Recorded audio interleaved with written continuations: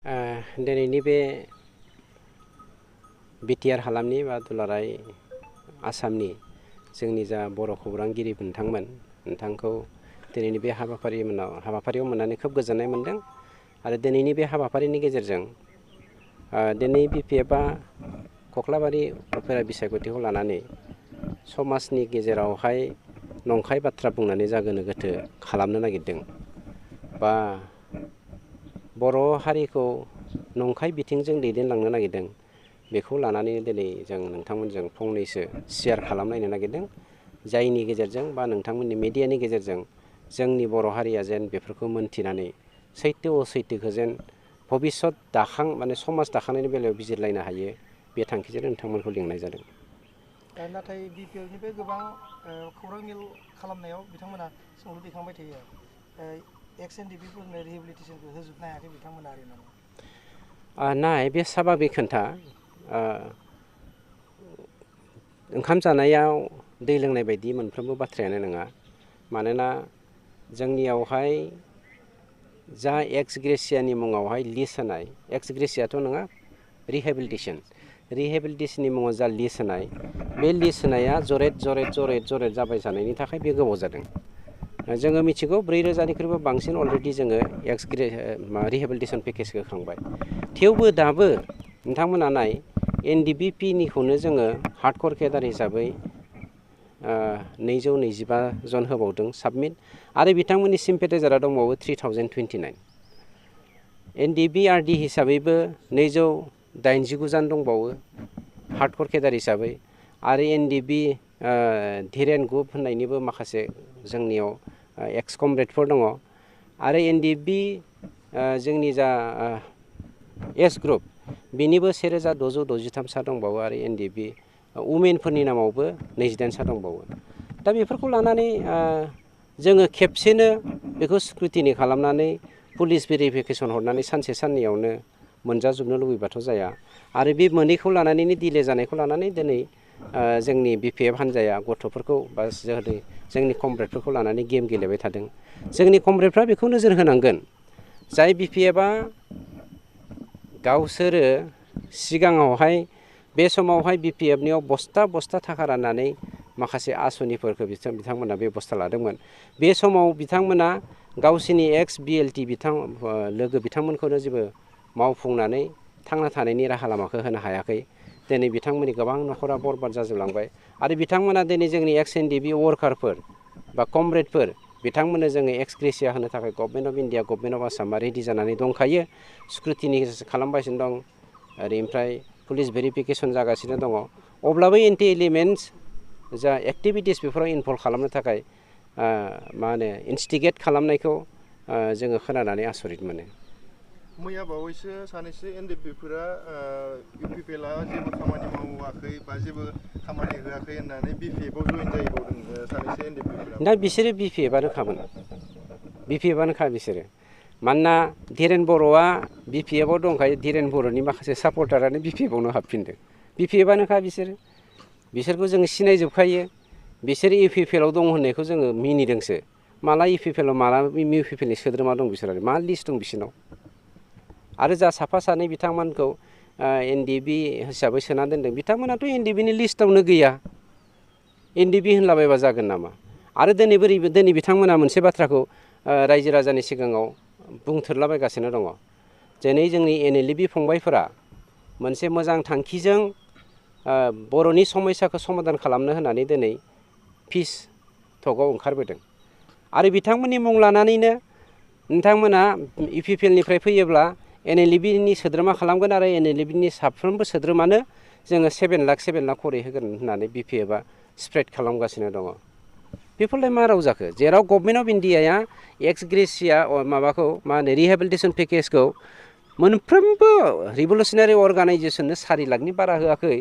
बिपिएफआ एनएलएबिनि फंबायमोननो बिथांमोनाव हाबोब्ला जोंनि गथ'फोरखौ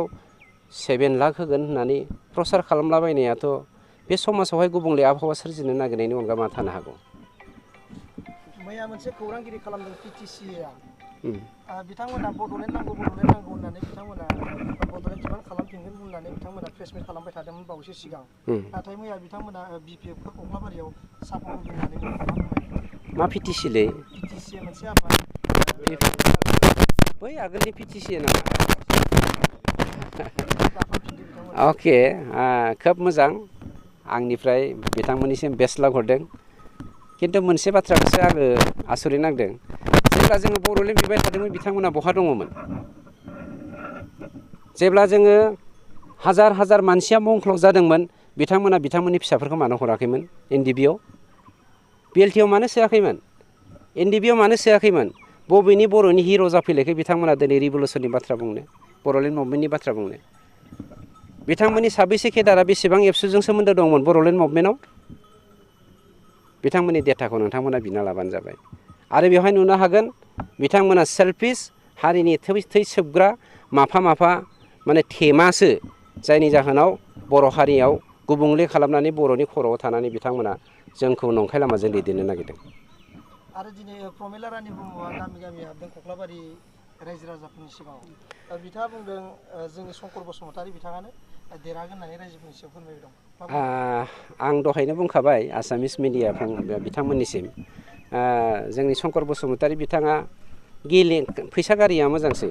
प्रमिलाहा कोटि कोटि थाखा दंखायो प्रमिला देरहासारा हाजार हाजार हेक्टर बिगानि साहा बागान दङ शंकर बसुमतारीया मा दङ दिनै बिटिआरनि 10,000 हेक्टर हाखौ बिथांमोना दखल खालामनानै साहा बागान गायदों बहाबा बहाबा मा होनो राबार बागान गायदों बेफोरनि थाइसे थाखा रेभिनिउ दिनै जोंनि बिटिआर सरकारनो होआखै आरो बिथांमोनहा कोटि कोटि रां दंखायो जेराव आरो बे थाखानायावबो बिथांमोना दंखायोखाय जोंनि मा होनदोंमोनलाय शंकर बसुमतारी बिथांखौ दिनै लब देखायनानै बिथांनि जा गरसे गरनै गावनि जिमायनाय थाखा दङ न'खरखौ डिस्ट्रय खालामनो थाखायसो बिपिएफआव बिथांखौ टिकेट होदों आंथ' खावलायो जा एसे थाखा दं बेखौ दागारसै प्रमिलाहा गावनि साहा बागाननि फैसाखौ होफैथों होमबा नोंथाङा थाखाखौ गारबानो जाबाय जाय बिथांमोना दिनै कोटि कोटि थाखा दंजायो बिथांमोननिफ्राय थाखाखौ लानानै नोंथाङा गेले आरो देराखायालै भाइ आंथ' बुंखायो आरो मोनसे बाथ्राखौ बुंनो नागिरदों आं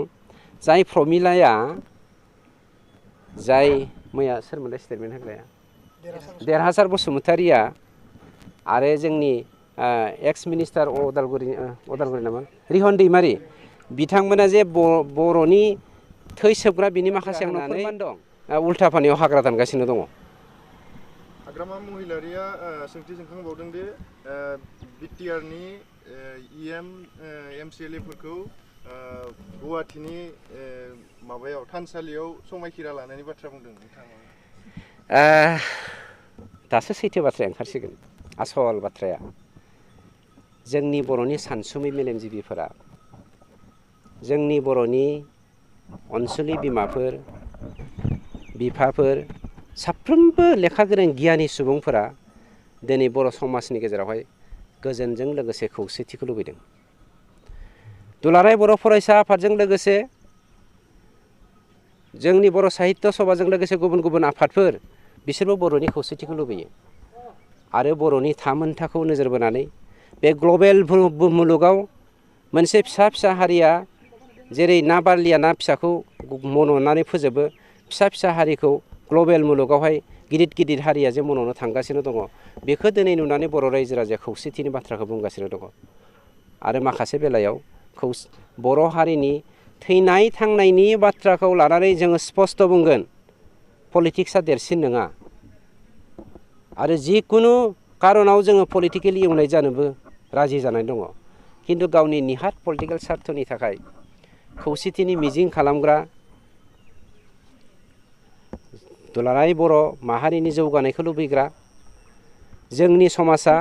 गाख'जानाय सोबख'जानाय नासयजानायनिफ्राय गादबजानायनिफ्राय रैखाथि मोननो मिजिं खालामग्रा साफ्रोमबो रायजो राजाया जेखौ लुबैदों बेखौ मावनो थांनायखौ जुदि बिथाङा बर' समाजखौ बर' हारिखौ बर' बिमाखौ बर' थुनलाइखौ बर' रावखौ बर'नि आसार खान्थिखौ धोरोम खान्थिखौ जुदि फाननो थाङोब्ला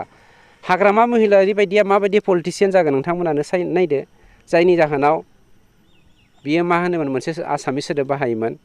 गावलायनो माने मा होनोमोनलाय बेखौ सुबिदा बायदि थैसोबग्रा लेवार सुबिदा बायदि मोनबा बियो नोंखौ गोदनायावबो अरगोन थैसोबगोन मेगनावबो अरगोन थैसोबगोन हारि जोबलांदों ना मा जोबलांदों बेखौ मिथिया खौसेथिनि बेरेखा मावग्राया हाग्रामायानो दिनै बर' रायजो राजाया नोंथांमोननि बे स्टेटमेन्टनि गेजेरजों मोननो हासिगोन मैया बियो माबायदि स्टेटमेन्ट होदों दिनै बियो माबायदि स्टेटमेन्ट रायजो राजानिफ्राय मोननो हागोन हाग्रामा महिलारि बिथांखौ गोबां करापसन दं होननानै बुंबाय थादों हेट प्रुफ दङब्रा जोंनाव मा एक्सन लागोन होननानै प्रुफ दङ जोंनाव प्रुफ दङ बेनि सायाव नोंथांमोना मा एक्सन 3000 crore बिथाङा दिनै जाख्ल'दों आरो बेखौ जोङो निट एन्ड क्लिन प्रुफ नागिरनानै निपखौनो जोङो एसेसमेन्ट खालामनो थाखाय दायित्व होनाय जादों एस assessment is going on wait and see जों मा मावनो हाया मा मावनो हायो बे बाराव निमाहा होला जों हाग्रामाखौ दाखालि बियो एबिएमसुनि आफादगिरिखौ गावथारनायनि मुङाव मोनसे केसाव सरजाबदोंमोन इउपिपिएलआ बासायदोंमोन बेखौ जेल जानायनिफ्राय प्रमद बर' बिथाङा बासायदोंमोन जेल जानायनिफ्राय बर' हारिनि सासे फिसा बिबो मोजांबाबो गाज्रिबाबो बर'नि सासे दैदेनगिरिमोन होननानै जों बिथांखौ बासायदोंमोन बे खेबाव जों हाग्रामाखौ बासाया दिनै नोंथांमोननि सिगाङाव आं बर' रायजो राजानिसिम बे मेसेजखौ हरनाय जाबाय थेंक इउ